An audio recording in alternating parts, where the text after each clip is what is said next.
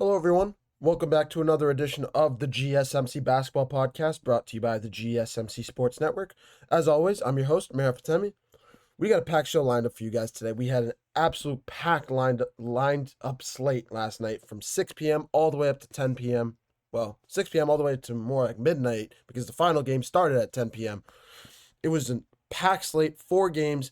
We had 2 series get closed out last night, 2 teams clinching their spots in the second round of the NBA playoffs. And then we had, of course, the Los Angeles Clippers and the Denver Nuggets. Of course, their series is tied 2-2. They have a game 6 lined up, an elimination game for the Los Angeles Clippers as the Nuggets win that one in Denver. And then we had the Detroit Pistons go into New York last night and take care of business in New York, stun that Madison Square Garden crowd. Nobody was expecting it. The Detroit Pistons got it done. And we're going to get into a little bit about that and a little bit of a slump game from Jalen Brunson. I expect that to be turned right around for game 6. We're also going to preview 2 games tonight, both the Warriors-Rockets series. Of course, that series, the Warriors trying to close out that one in Houston tonight. Houston trying to fight for their lives, same as Detroit was doing.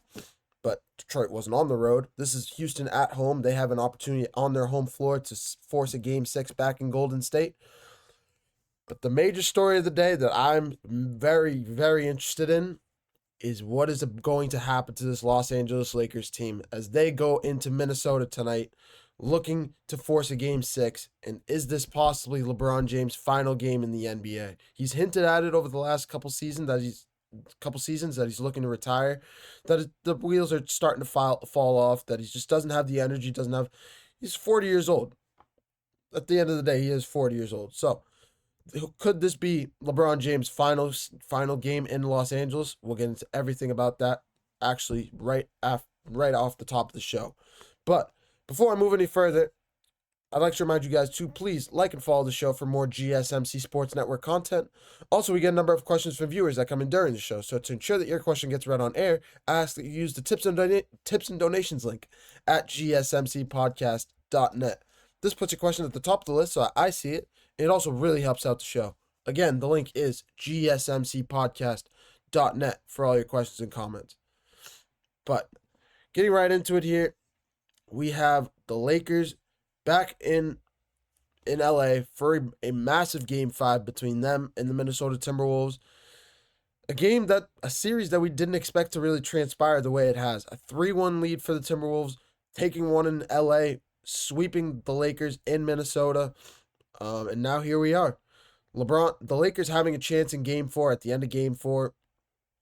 The Lakers pretty much leading 95% of that game, but from the play of Naz Reid to the shooting of Julius Randle to the 43 points, to the 43-point bomb that Anthony Edwards set off in that arena, it was pandemonium in Minnesota, and it was an unbelievable game, top to bottom, start to finish.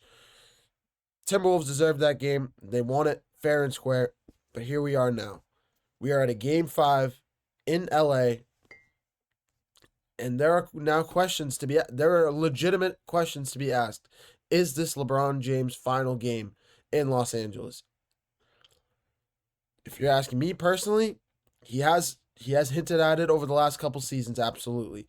He said it 2 years ago or so. I believe he said it earlier this year, that commenting on something Steph Curry said. Steph Curry saying that he's just getting old, and LeBron saying, "Yeah, we're just getting old. Like the time we're in the back halves of our career. We're not going to play forever." And LeBron in an even earlier press conference saying, I don't want to play until the wheels fall off." So he wants to go out when he wants to go out. He's going to go out on his terms whenever he wants. That is not for we could be tonight. It could be next season if he wants to have a sort of retirement tour, if you want to call it a retirement tour. Just going around the cities, enjoying it. Everybody enjoying his game one last time before he hangs up the jersey. But yeah, tonight could really be it. If LeBron James wants, he could go out, and I don't think this game affects his legacy. He's done in the last 2 games. He's scored 38 points. at the end of the day, it comes down to the team around him, and we've had concerns even since the Los Angeles Lakers traded for Luka Dončić. We know they're very top heavy, but we had concerns right out of the get-go that this team had defensive issues. They were a smaller team, they were a shallower team, they were very top heavy, and they didn't have a good defensive presence, especially after losing Anthony Davis, trading him for a guard. You didn't really get a center to replace Anthony Davis. You just plugged in a Jackson Hayes, plugged in a Rui Hachimura Rui stayed in the spot, plugged those two guys in and hope for the best. Thing is, when things started to turn was there was a 7-week stretch where the Los Angeles Lakers had the #1 defensive rating across the NBA. And that's when we sat there and we're like, what's going on here? We didn't really expect this by any means. Jackson Hayes has played phenomenal down the stretch as a center, as a big man, a good rebounder. He's stepped up since Anthony Davis left.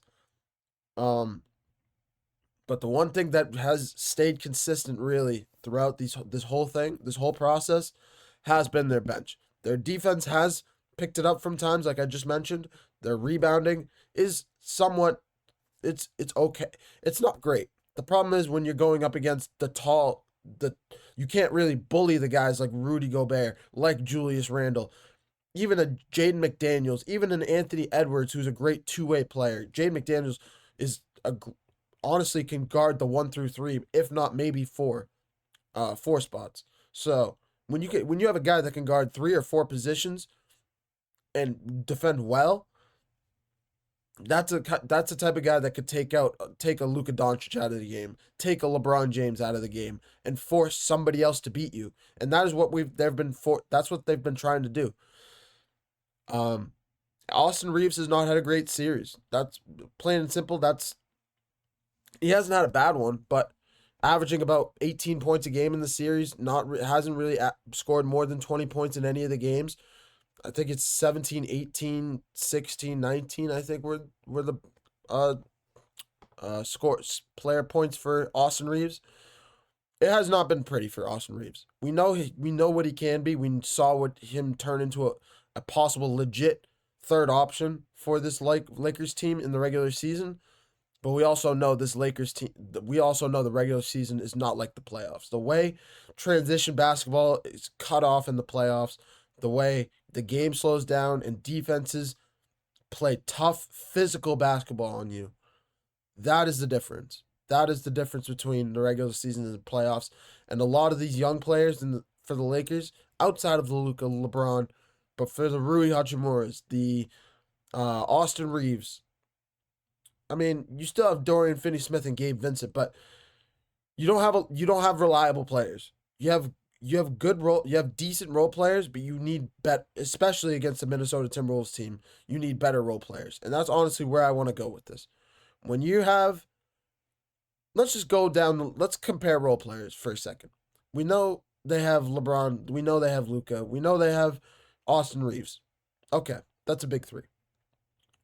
Past there, you got Jackson Hayes, Rui Hachimura, Gabe Vincent, and Dorian Finney-Smith. And then if you want to add him, Jordan Goodwin. That's 5. Let's switch gears to the other side. You got Anthony Edwards and Julius Randle. Sorry, I blanked. That's their big 2 there. Then you got a Rudy Gobert in the paint, who's an unbelievable center, unbelievable defender, defensive player of the year candidate almost every year. You have Jaden McDaniels. And then from there, you have Naz Reid, who's a 6th man of the year. Nickeil Alexander-Walker, who is an unbelievable role player in New Orleans and has had multiple 20-point games here for the Minnesota Timberwolves. You have Mike Conley, who's a seasoned veteran. Why do I feel like I'm missing someone?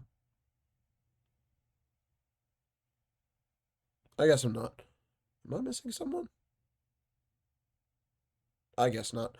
Oh, but yeah, that's the state. That is what you're going up against. I just named 8 guys, 8 legit guys that can go up against that can score 10+ points, and then I named 5, which maybe 4 could score more than 10+ points. Of course, we know the big 3, but outside of that, for the bench, for Rui Hachimura, for in general. And Jackson Hayes is getting outplayed in this series. And what are you going to do? You can't blame him. You have Jackson Hayes trying to defend Rudy Gobert. Rudy Gobert is going to eat him up for lunch any day of the week. The problem is Rudy Gobert is just bigger. He's a bigger physical specimen, is taller than him as well. So he towers over him. He can out-physical him. He can out-strength him. Jackson Hayes, especially in the game, like in this type of game in the playoffs, what do you think Jackson Hayes can do? He's struggling to deal with that. He's struggling to deal with it, period. And if you try and switch him with Julius Randle will just bully ball him into the paint as well. He might be shorter, but Jackson Hayes does not have the strength to withstand what Julius Randle would put him through. So, overall, that just puts the series in perspective right now. Do I want to pick the Lakers in Game 5? Anthony Edwards is going to show up to LA looking to close the deal on this one. He's probably going to go off for 35 points. He wants nothing to do with the Lakers getting any momentum, any confidence going back to Minnesota. He wants to end the series now, and we got to have a separate discussion because Anthony Edwards is no longer just a star in this league, and he might deserve a new title of legend killer as if he takes out LeBron and Luka Dončić. That is a discussion for another day after this series, most likely, if the Timberwolves finish it out. But yeah, he's coming out tonight to put on a show, to put the final nail in the coffin of this Lakers story. That is plain and simple. And LeBron and Luka have to be ready to answer that call.